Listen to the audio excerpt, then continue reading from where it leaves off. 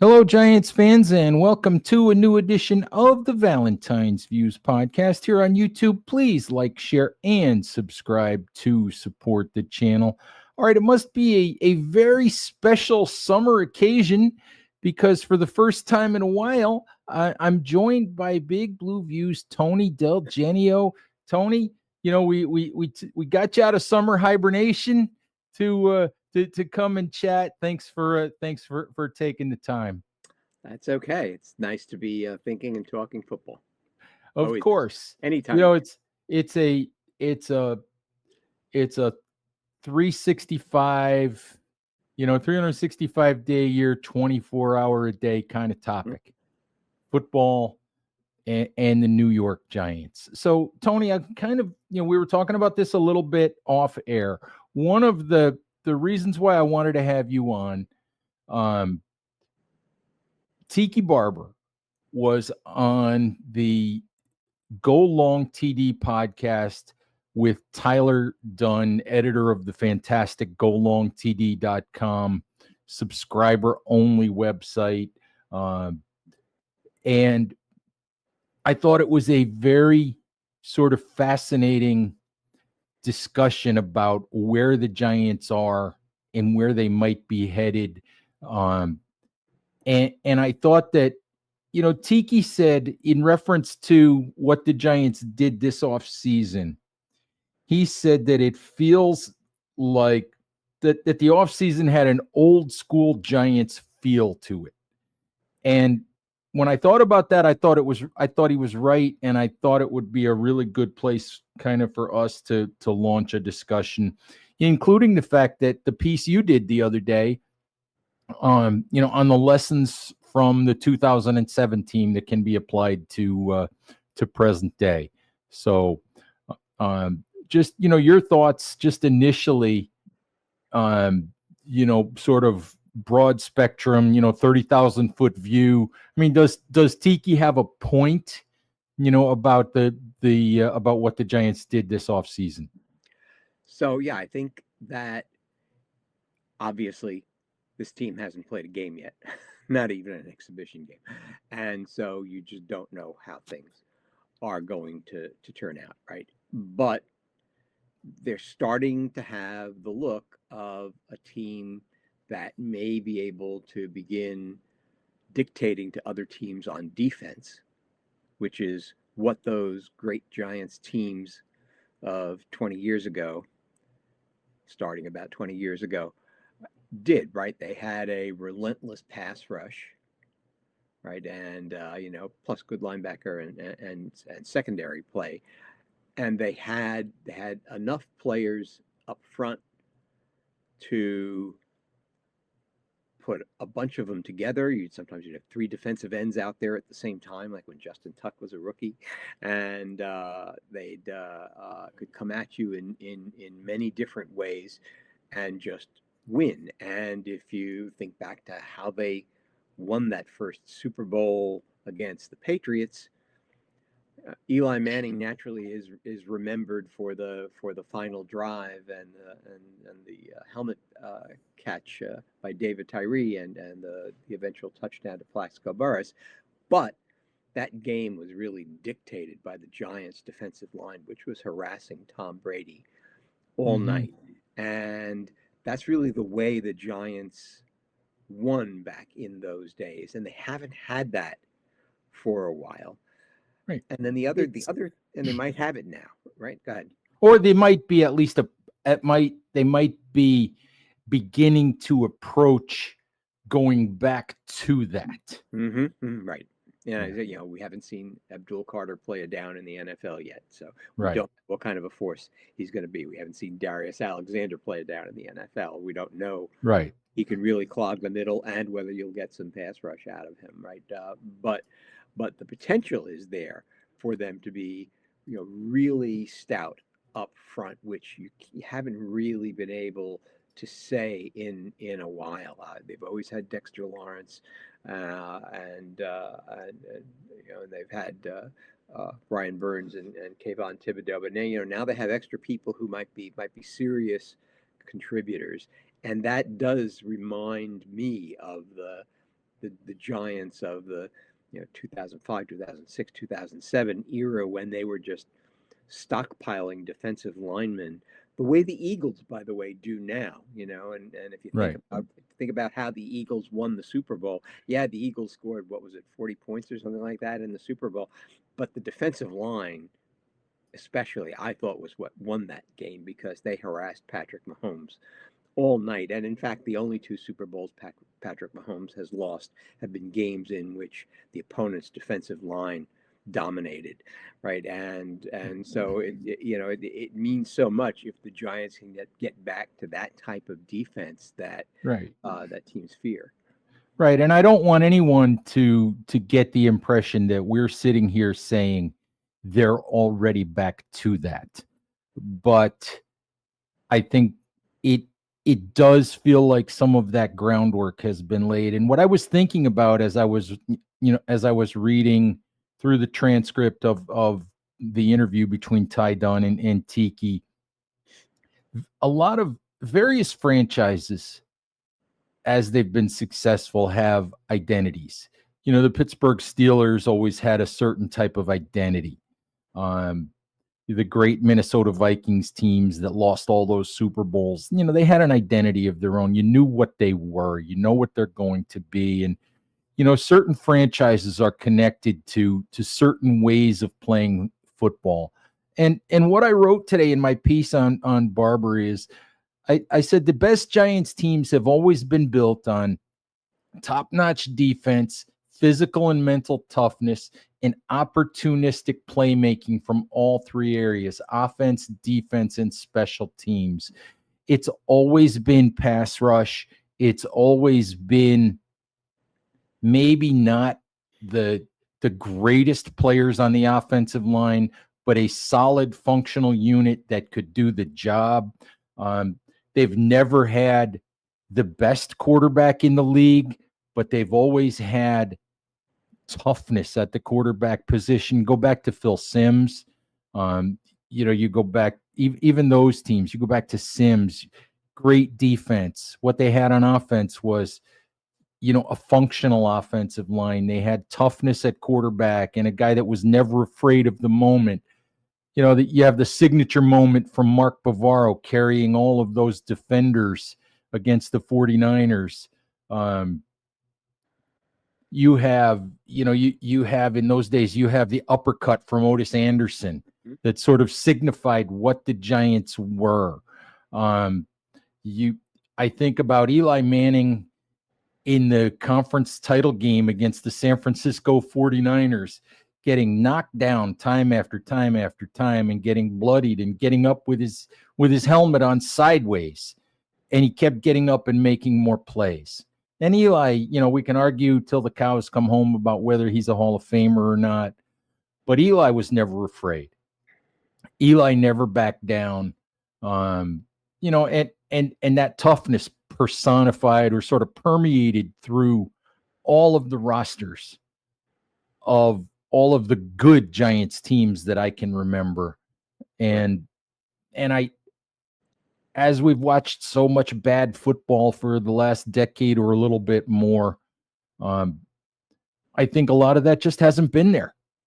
Yeah, and of course those old Giants teams never really had a dominant offense. The way we think of dominant offenses today, slinging the ball around 40 times a game and putting 400 yards up and so on and so forth. And this one doesn't have to be. And this one doesn't doesn't have to be. But that team back then always had the big receivers who could get you the big play at the right time, right? You think about the Mario Manningham catch in the second Patriots Super Bowl. And the quarterback who, while he may not have been Joe Montana, or he may not have been, Johnny Unitas, the quarterback who could stand in the pocket and deliver you that ball to make that play. Mm-hmm. So it's. I think we froze up here for a minute. No, maybe we just hit a silent spot where neither one of us had anything to say, which I can't remember that ever happening, Tony. Are you still there, Tony?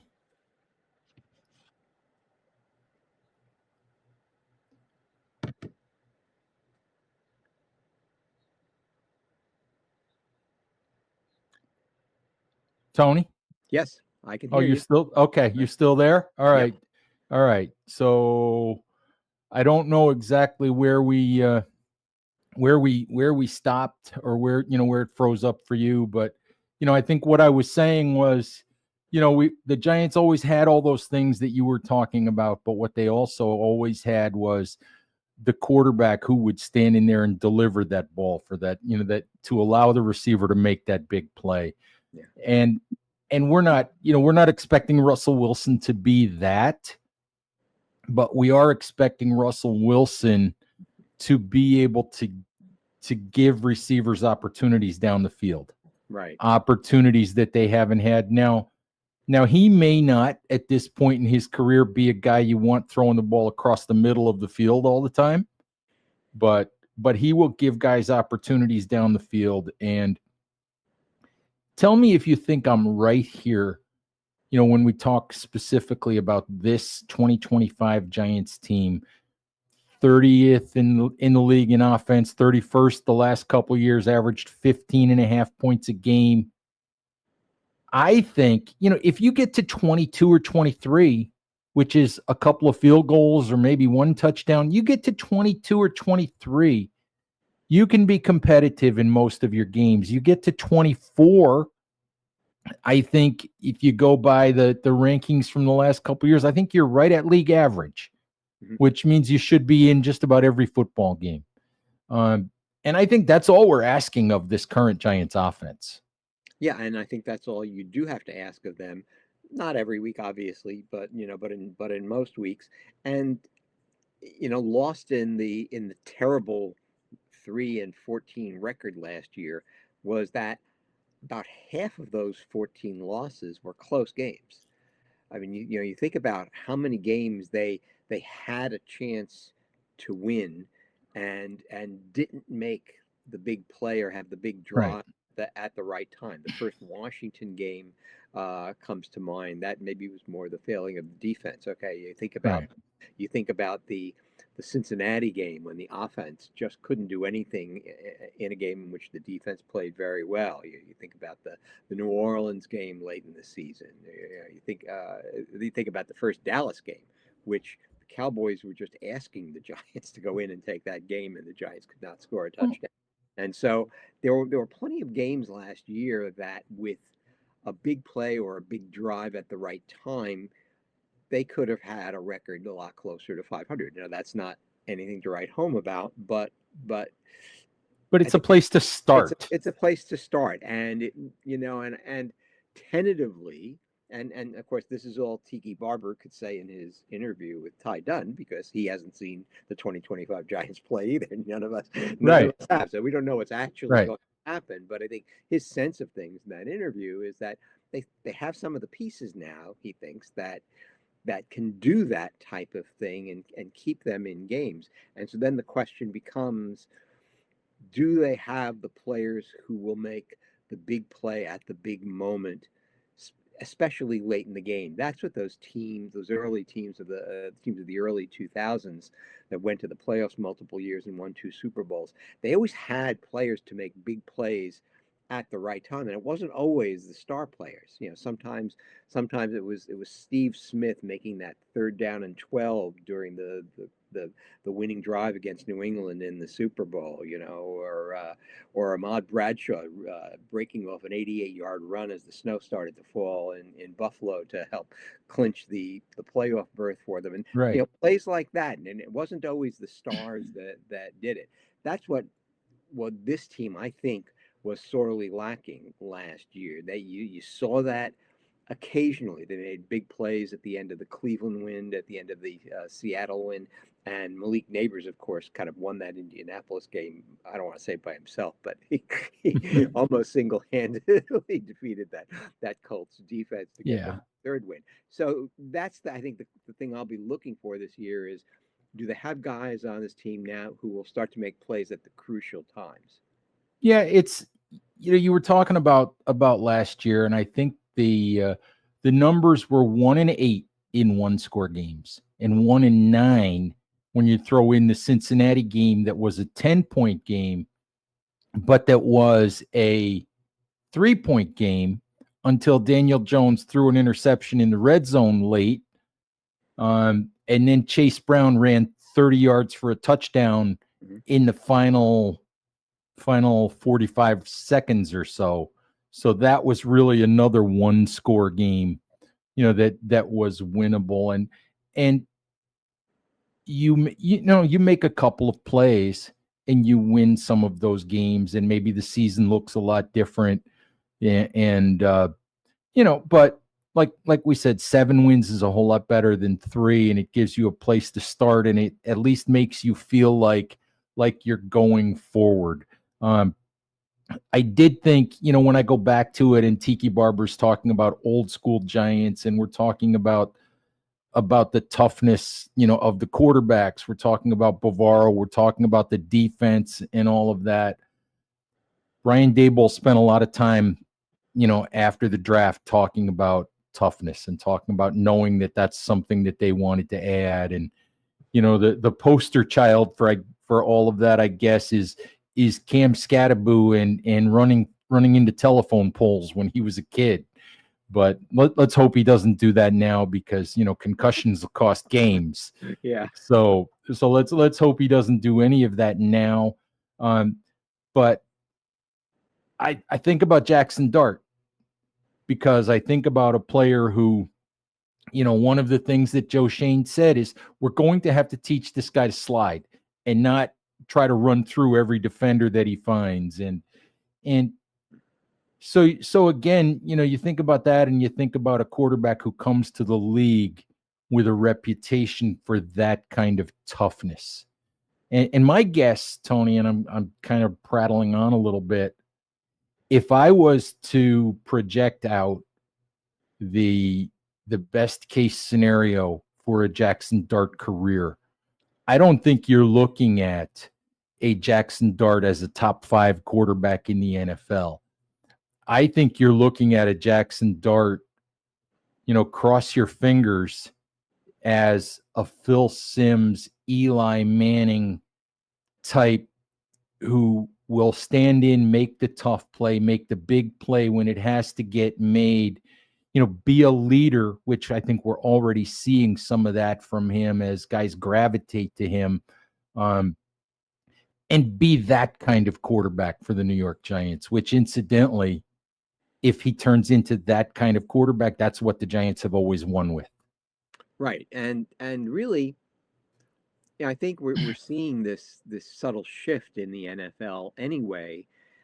Uh, the passing game is still dominant, but it's not as dominant as it used to be. And I think defense has come back, especially with uh, the influence of Vic Fangio and all the teams and their too high defenses trying to reduce the big play.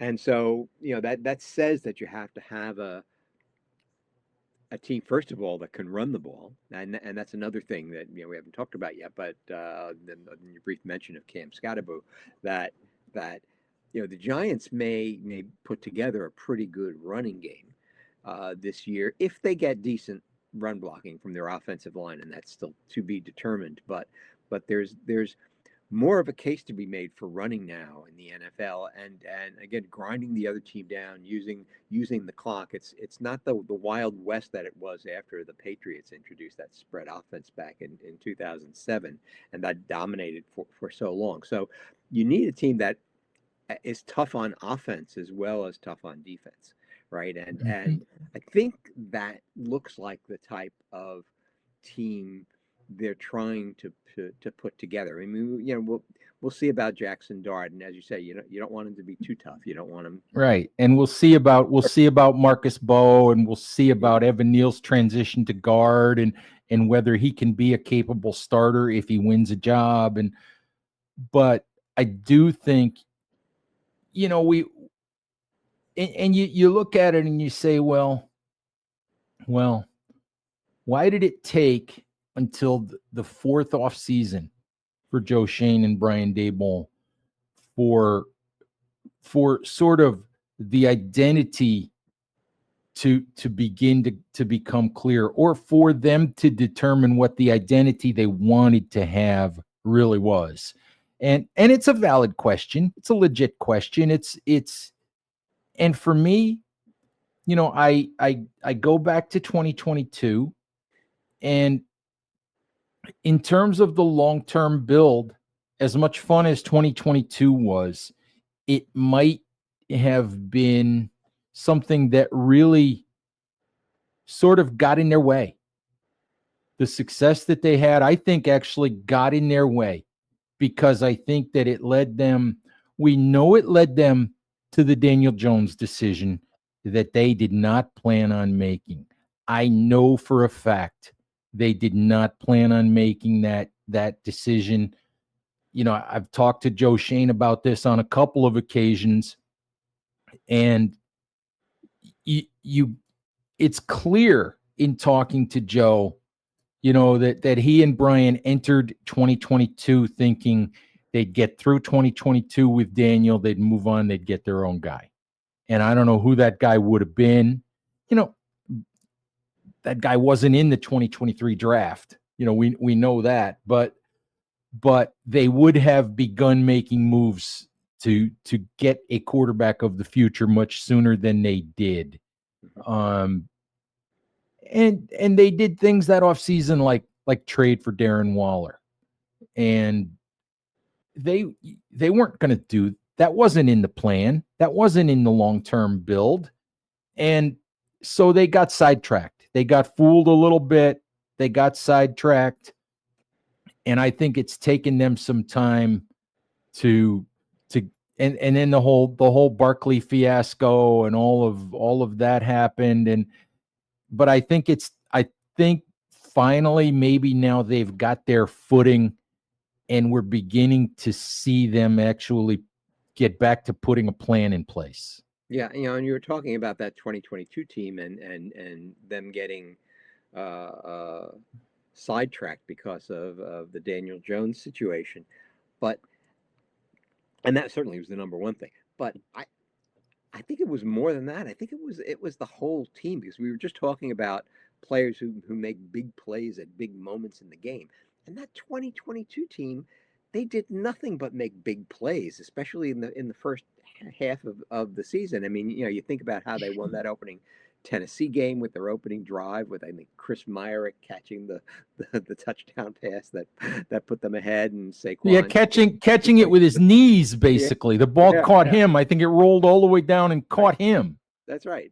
Yeah, and then you think about the Green Bay game. I mean, I think the Green Bay and Baltimore games is when I started to really get excited about that team, because they had no business beating Green Bay. And you think about Gary Brightwell scoring a touchdown, Xavier blocking, and you think about the Baltimore game. When I think back on it, late in the game, and you're thinking, this is the Ravens, this is Lamar Jackson, they're going to go down and they're going to score. And what happens? The snap goes over Lamar Jackson's head, and of all the crazy things, he panics and throws the ball up in the air, and it gets picked off. Yeah, by Julian Love.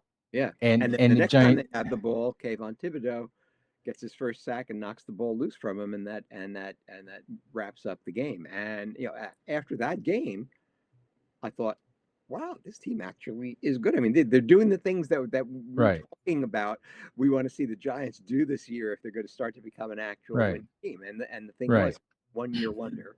And since then, they've had very few of those games where that big play in the crucial moment. So that's the question now: is are you going to get back to being that type of team, only with a lot more intrinsic talent than the one that they had in 2022? Right. I mean, I feel better. We talk about toughness. You mentioned the Eagles, and you go all the way back. Dave Gettleman used to talk about building a rotation on the defensive line and never did it. And, Joe, until this off season, had never really used, other than signing Dexter Lawrence to the big, contract extension, had never really used massive or really, top tier resources on the defensive line. And he went out and did that this year. And you want to say, what took you so long? But he finally did it. And maybe it was a circumstance of, I only have so many resources. I have so much to do. I have to put these things in other places. But I always felt like that was a really important area of a football team that was getting short shrift. And with this sort of shift in focus, that was, that was a top priority this offseason, and one that I felt really good about. Darius Alexander, Chauncey Golston, Roy Robertson Harris, Jeremiah Ledbetter. I don't know how good those two guys are, but they're, veteran guys that have played pretty good football at times throughout their career, who can add some depth.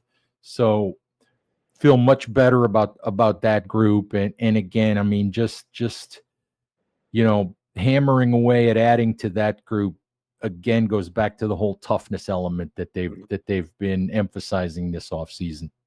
Yeah, I agree. And I mean, in his defense, the cupboard was pretty bare Mm-hmm. with that 2021 team that he inherited, plus his cap situation that he inherited Mm-hmm. was also terrible, and so his hands were really tied that first year. He couldn't really do anything significant in the way of free agents. The only thing you can blame him for was that he had a bad draft, and Mm-hmm. that part, I think that's all on him. Even then, he didn't have his scouting staff and personnel Right. in place. Right, you come Right. in, And he knows it. He yeah, knows it. He'll, he won't 100% come right out and say it, but he has at times hinted that maybe it wasn't ideal or wasn't what he really wanted. Um, that it, I honestly think that what happened in 2022 was, he did all of his work, most of his draft work he had done for the Bills. He had done as the Bills assistant GM. I think he came in, didn't have the systems in place that he was familiar with, didn't have the technology in place that he wanted to work with, didn't know the front office, didn't know the scouting staff, didn't know who he could trust, didn't know who was good at what, in terms of identifying players and talent. And I think he basically trusted his own gut, and he trusted what he saw. He drafted two offensive linemen out of North Carolina, Josh Azudu and Marcus McKethan. And I guarantee you a big part of the reason why he drafted those two players is he had seen them play in person two or three times. right. So he went with what he had seen with his own eyes.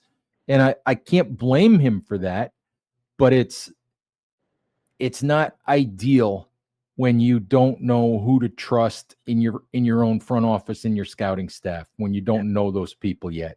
yeah. And that 2022 draft, yeah, I think, set back the progress Mm-hmm. of this Yes. franchise. And again, going back to the early 2000s and how they built those Super Bowl teams. The draft that I highlighted was 2005, which somebody actually mentioned in a comment to a previous article I Mm-hmm. had written. And that 2005 draft was one that looked to be not a great opportunity for the Giants, because they had given up their first round and fifth round pick in that draft because of the move up to get Eli Manning in 2004. They had four picks in that draft. Four They had picks. four No, picks, no, yeah, no first round pick. and And they what did they hit on get all of them. before? They got Corey Webster, Justin Tuck, and Brandon Jacobs in that draft. And I Yes. mean, with four picks, you hit on three key players for Giants teams that later won the Super Bowl, right? Right. And so that's the type of thing that Joe Shane did not have in his first draft, and maybe not even in his second draft. But it looks like, and of course, time will tell. You have to wait to see how these players pan out. But the 2024 and 2025 drafts look like they could be great drafts for Joe Shane, and that's what you kind of need. You need that year or two where you actually hit on a lot of your picks, so that all of a sudden your team doesn't isn't defined so much by its weaknesses, but starts to be defined more by its strengths. And again, it's too soon to know, but there, I think that yeah, I think that's part of the optimism that I think I read in Tiki Barber's transcript today. You know that he sees these players they're bringing in, and he thinks they're starting to put together something that reminds him of the teams that he played on. And it doesn't happen overnight, and it's not going to, the Giants aren't going to go from 3-14 to 14-3, especially with a schedule that looks very, very difficult. But we can cross our fingers and hope that progress gets made, because it looks like, I did the position by position look at the roster after the draft, and I can't find a position where you can't make an argument that they're better than they were a year ago, or could be better than they were a year ago. I mean, the one that is basically the same as off-ball linebacker, except you have this guy named Abdul Carter who's probably going to get some snaps there. Mm-hmm. So I look at the roster, and across the board you can make an argument that they're better and deeper at in every position group across the roster. So that's something to feel good about.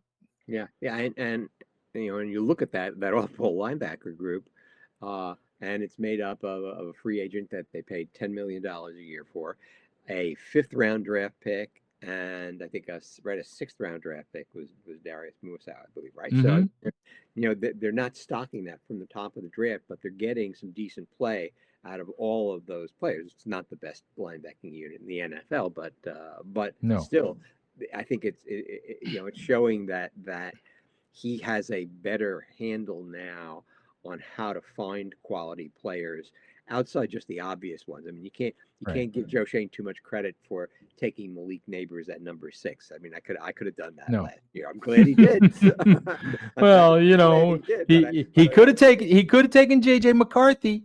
and and JJ McCarthy might. I mean, that's going to be one of the more interesting stories this year is how Mm-hmm. good JJ McCarthy, and he might turn out to be a great quarterback, right? Yep. But you certainly can't blame him for taking Malik Neighbors, and Malik Neighbors hasn't surprised anyone other than maybe he's even better than you expected him to be Mm-hmm. as a rookie, right?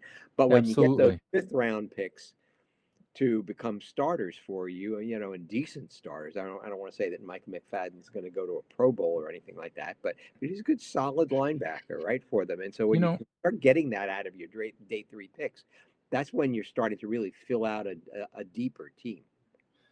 the Giants are, you know, they're climbing up a pretty big hill, because they're in the division with the Super Bowl champion Eagles, who are not going anywhere for a while. They have the Washington Commanders, who have Jaden Daniels in place, new head coach in place. They're not going anywhere for a while. The Dallas Cowboys never seem to amount to be as good as their personnel would tell you they should be, but they're always a team to be reckoned with. And you look at the Giants, and you wish they had gotten where it feels like they are today. You wish they had gotten here 2 years ago. You really do, because it's been a rough 2 years. You wish that they had gotten here in 2023.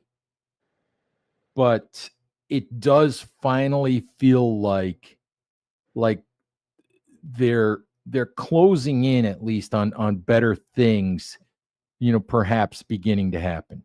Yeah, and unfortunately, we're gonna see right away whether that's really true or not, because as you alluded to Mm-hmm. before, their first month or 6 weeks of the season, it looks like it's just brutal in terms of not having an easy And win any place. But again, and even if they don't win many of those, you want to see them hanging with the good teams, right? you're And you would love to see far fewer blowout losses. You would love to see that point differential, go from second or third worst in the NFL, which it was last year. I don't have it in front of me, but it was one of the worst in the league. You would love to see that go to something that's middle of the pack. Mm-hmm. You so that and you would love to see, most of those games be closer games. You want them to be competitive. You want them to feel like they're going in the right direction. I the big question is going to be, when does Jackson Dart play? Because he's going to play at some point. He's going to play. I can't imagine that Jackson Dart goes through the entire 17 game season and doesn't get at least a couple of starts along the way. It's just a question of how quickly the Giants play themselves into feeling like like there's no point in the kids sitting on the bench. Right, right. Yeah, and of course the best way for that to happen is if they clinch a playoff berth the way Kansas City did in 2017. They could start Alex Smith all season, clinch their playoff berth, and then in the last week of the season they were able to sit Alex Smith down and finally let Patrick Mahomes play in a real game for a change, right? And That would be that's nice, real but that would be nice. But Tony, it's the middle of June. It feels like it's been a good off season for the Giants, and we're all optimistic, and but again, it's the middle of June. It's not the middle of October yet. Mm-hmm. So we shall see. But it is nice, at this time of year to feel like there is potential, for things to really start to get better. Yeah, and I think I'm seeing that, hearing that in the Giants fan community, at least the community of people that I see, responding to Big Blue View articles, what I see on X, when people comment about the Giants. It's there's not as much negativity as there had been. I think a lot of that has to do with them trading up to get Jackson Dart, because I think the fans feel like, okay, we at least have a chance of having our franchise quarterback, and that changes your view of the entire team. I don't know. Yeah, I hate to put all of that on Daniel Jones. And yet, 6 years with one quarterback, and we can explain why it happened, and we can go over all of that, but it had become obvious that, and it became obvious, probably before last year, it became obvious that the Giants were making do at quarterback, and that it was probably not ever going to get better than it was in 2022, which was good and it was fun and but it's not good enough. It's not good enough to be, to be a real contending team. And I think you're right. I think, fans want hope, and organizations have to sell hope. And I think that there was a sense of hopelessness, for the simple reason that fans knew that whether it was Daniel Jones' fault or not, that until they found something different or something that could give them some hope, that it wasn't going to get better than it had already been. So at least we're there. At least it feels better. And then, until we see Dart play, and he throws a pick six, the first on his first series, against the Cowboys or something, and then the entire universe is going to think he's a bust, and we'll still be calling him a bust 10 years from now. Yep. Yep. So anyway, Tony, I appreciate the time. Thank you for this. And I didn't know if you had anything else to add, any final thoughts to add before we wrap up here. I think I'm good. All right, Giants fans, thank you for watching. Please stay safe out there. Take care of each other, and we'll talk to you soon. Bye bye.